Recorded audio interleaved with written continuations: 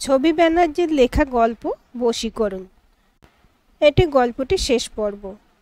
এই ভিডিওর নিচে ডেসক্রিপশন বক্সে প্রথম পর্বের লিংক দেওয়া আছে।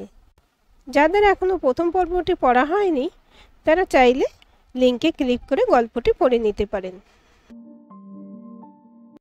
বেলা 10:30টায় ব্যাগ নিয়ে অহনাকে ঢুকতে দেখে বাবা বলল, "কী রে, হঠাৎ এলি যে? কাল রাতেও ফোন করলাম, কিছু বললি না তো? যাক, ভালোই হলো এসেছিস।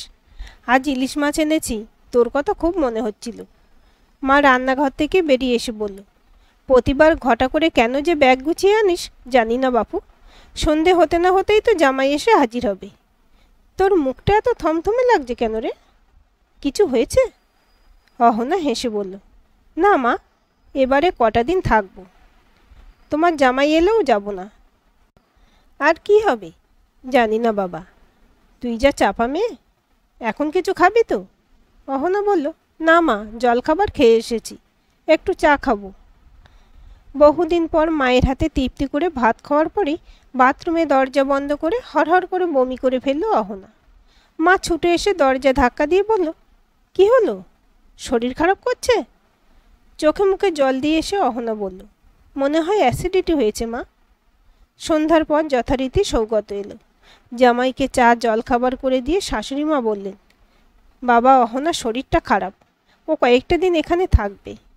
অহনা ঘরে শুয়ে আছে। সৌগত ঘরে এসে বলল, "কি হয়েছে তোমার? কথা বলবে না?" অহনা বলল, "আমাকে বাদ দিয়ে পিকনিকে নিশ্চয়ই খুব এনজয় করেছো?"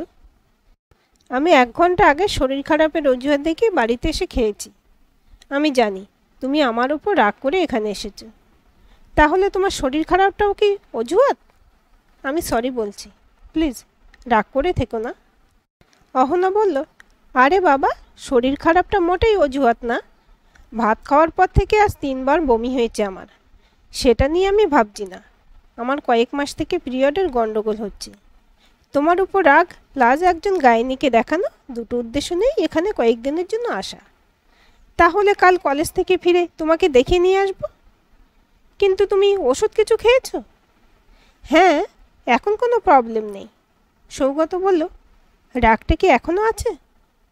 "এতক্ষণ ছিল না, মানে প্রায় ভুলে গেছিলাম। তোমাকে দেখে এখন নতুন করে রাগটা ফিরে এসেছে।" সৌগত বলল, "তোমার কি একটা সত্যি কথা জানা আছে?" "কোন সত্যি?" "রাগের সঙ্গে অনুরাগের একটা অঙ্গাঙ্গী সম্পর্ক আছে।" অহনা বলল, "তাই নাকি? বেশ, সেটা পরীক্ষার জন্য আমি এখানে 1 মাস থাকব।" সৌগত বলল, "বেশ, আমি কি করলে তোমার রাগ ভাঙবে বলো? 100 বার গুনে গুনে সরি বলি? ওটাই তো পারো। আচ্ছা, তাহলে বলছি, দেবী দেহি পদপল্লব মুদারম। কই, তোমার পা দুটো দাও দেখি।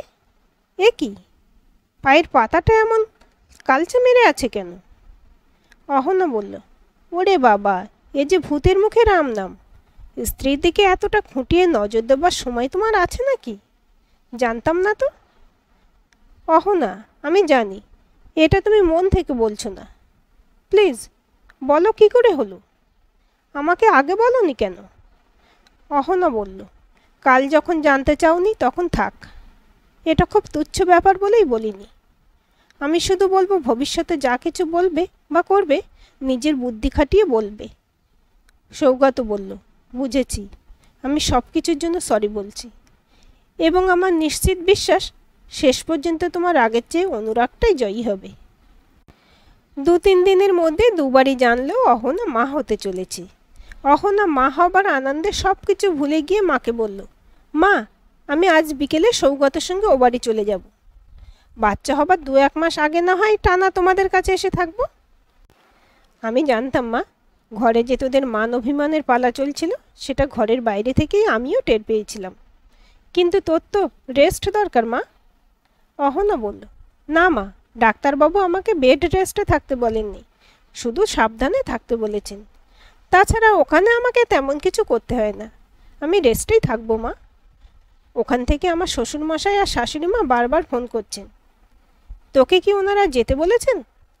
আমি বরং একবার ফোন করে তোকে 1 মাস এখানে থাকার জন্য বলছি।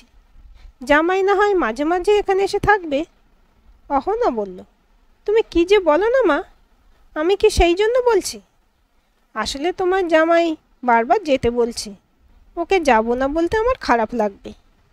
মা বলল, তাই বল, ওটাই তাহলে আসল কথা। সন্ধ্যার পর সৌগত অহনাকে নিয়ে বাড়ি ফিরতেই সুমিতা ছেলেকে বললেন, কি রে, আজই অহনাকে নিয়ে আসবি বলিসনি তো?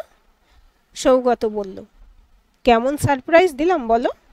শ্বশুরমশাই উচ্ছ্বসিত হয়ে বললেন, দারুণ সারপ্রাইজ দিলি। আরে আমি তো ভেবেছিলাম কাল একবার ও বাড়িতে বেড়াতে যাব আর অহনা মাকে একবার দেখে আসব।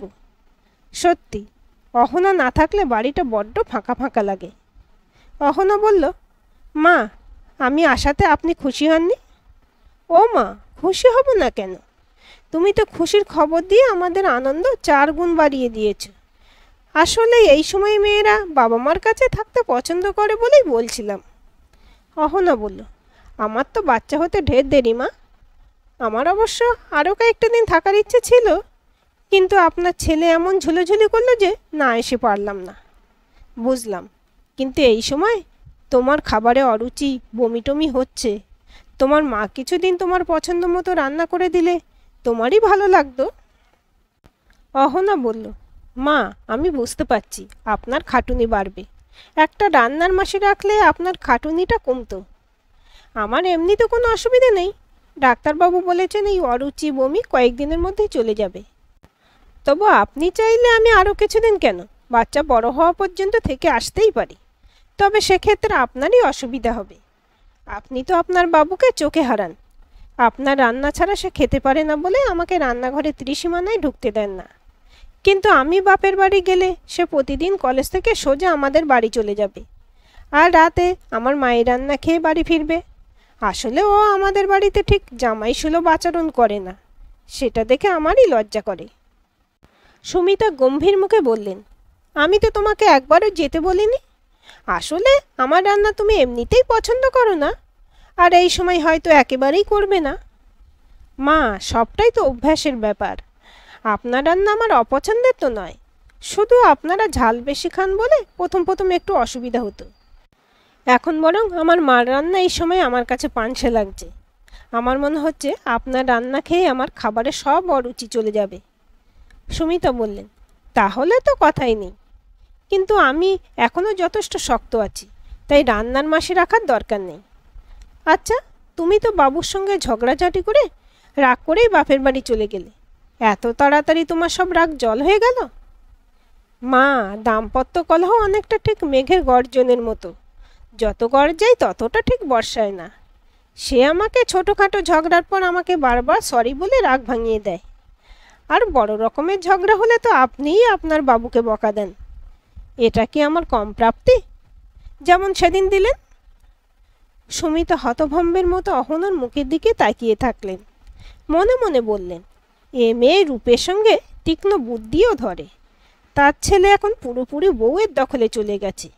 বিয়ে করেছে ঠিক আছে, একটা সময় বিয়ে তো দিতেই হতো, কিন্তু তার এত অনুগত ছেলে যে বিয়ের আগে মা ছাড়া কিছুই জানতো না, যে পুরোপুরি একমাত্র তারই নিয়ন্ত্রণে ছিল, সে এত সহজে বউয়ের হয়ে যাবে? না, এটা তার কখনো সহ্য হবে না। কয়েকদিন পর সৌগত মাকে বলল, মা, তুমি তো রান্নার মাসি রাখতে দেবে না, তাই আমি একজন দিনরাত্রির জন্য সহায়িকা মাসি ঠিক করেছি। অহনা তো কিছুটা হলেও তোমাকে সাহায্য করত, এখন পুরোপুরি তোমাকে সবটা করতে হলে তোমার খাটুনি বাড়বে। এখনই রাখার কি দরকার? অহনা আসার আগে কি সংসার চলছিল না? তখন তো তোর একবারও মনে হয়নি মায়ের খাটুনির কথা। তাছাড়া কটা মাস পরেই অহনা বাপের বাড়ি যাবে। সৌগত বলল, অহনার তো কাছেই বাপের বাড়ি, ও যেমন মাঝে মাঝে যায় ওখানে তেমন যাবে। তুই বললেই তো হবে না, অহনা কি চাই সেটাও তো দেখতে হবে। অহনা বলল, মা, এখানে থাকতে তো আমার অসুবিধা নেই, ডেটের দিন 15 আগে না হয় ওখানে যাব। সুমিতা বললেন, যা ভালো বোঝো করো, তবে এখনই কাউকে কাজে রাখার দরকার নেই। বেশ কয়েকদিন থেকে সৌগতর পেটের গন্ডগোল হচ্ছে, মাঝে মাঝে পেটে খিচখিচে ব্যথাও হচ্ছে। কখনো অ্যান্টাসিড আর পেনকিলার খেয়ে কোনো রকমে ম্যানেজ করছে। সেদিন অহনা বলল, তোমার এই ঘন ঘন পেটে ব্যথা আর পেটের গন্ডগোলটা আমার ভালো ঠেকছে না। দেখো, অনেক দিন ধরে তোমাকে একটা কথা বলবো ভেবেও বলতে পারিনি। সংসারে ছোটোখাটো অশান্তির কথা নিয়ে কখনো কোনো অভিযোগ তোমাকে করিনি। তোমার প্রতি তোমার মায়ের এই আগ্রাসী মনোভাবটাও আমার অস্বাভাবিক লাগলেও মেনে নিয়েছিলাম। আমার মনে হয়েছিল একমাত্র ছেলের প্রতি এই দুর্বলতা হয়তো স্বাভাবিক, কিন্তু তোমার ইদানিং এই পেটের গণ্ডগোল আমাকে ভাবাতে বাধ্য করছে। আমার অনুমান তোমার মা তোমার খাবারে কিছু মেশান। সৌগত রেগে গিয়ে বলল, এনাফ ইজ এনাফ অহনা। শুধু অনুমানের উপর ভিত্তি করে এত বড় অভিযোগ তুমি করতে পারো না। আর মা ছেলের ভালোবাসাটা কিছু অস্বাভাবিক নয়। তোমার মা সম্পর্কে আজ যদি আমি এমন বাজে মন্তব্য করি তুমি সহ্য করবে? অহনা বলল, চিৎকার করো না সৌগত। আমি নিজে মাকে গরম করা শুধু তোমার ডালের বাটিতে চামচ দিয়ে নাড়াতে দেখেছি। অকারণে উনি শুধু ডাল চামচ দিয়ে ঘটবেন কেন? তাছাড়া মা ইদানিং দুপুরে হঠাৎ হঠাৎ করে কোথায় যেন বেরিয়ে যান। জিজ্ঞেস করলে বলেন তার বন্ধুর বাড়ি যাচ্ছেন। এটাতেও কিছু প্রমাণিত হয় না। আমার মা জ্যোতিষ টতিষে বিশ্বাস করলেও তিনি তার নিজের ছেলের ক্ষতি করবেন কেন? অহনা বলল, জেনে শুনে কেউ ছেলের ক্ষতি করে না। আমার বিশ্বাস মা মানসিকভাবে অসুস্থ।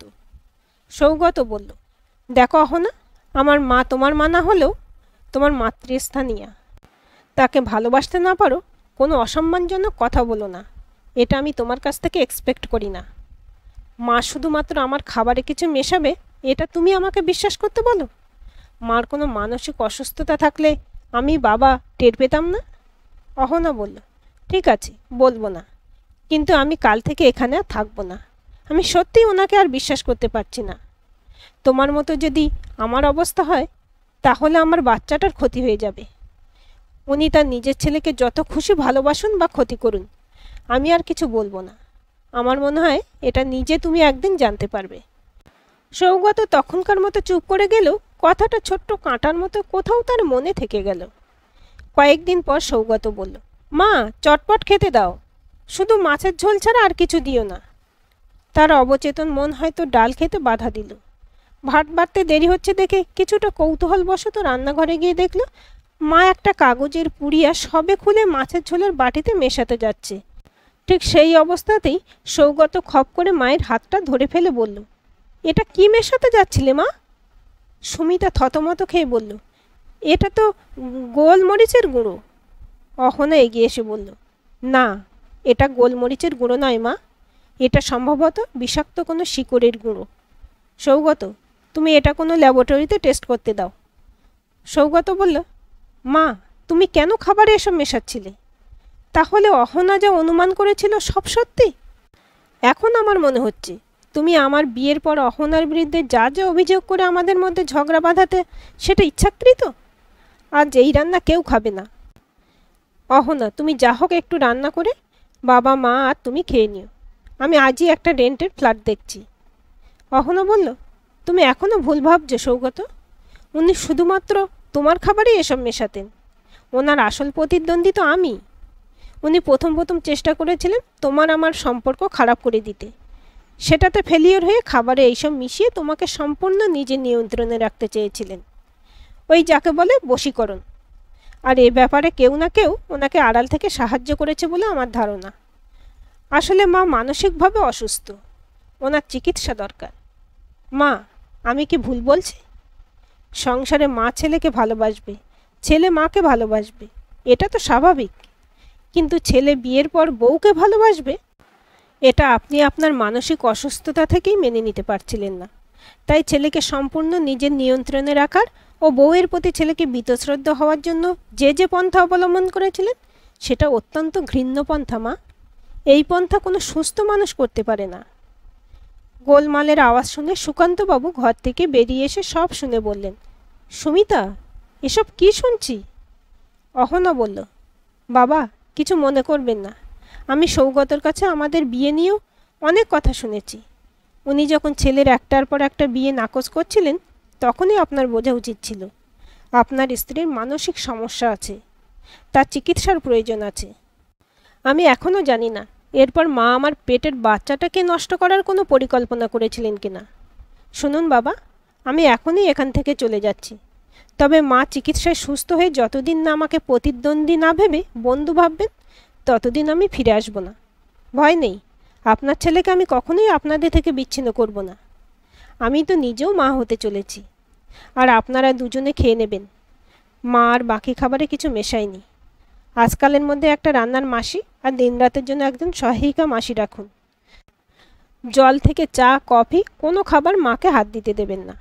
মোট কথা মায়ের উপর তীক্ষ্ণ নজর রাখবেন। সুমিতা এতক্ষণ পর মুখ তুলে তাকিয়ে বলল, অহনা, আমার কি সত্যিই মানসিক সমস্যা আছে? মা, সেটা তো ডাক্তারবাবু বলবেন।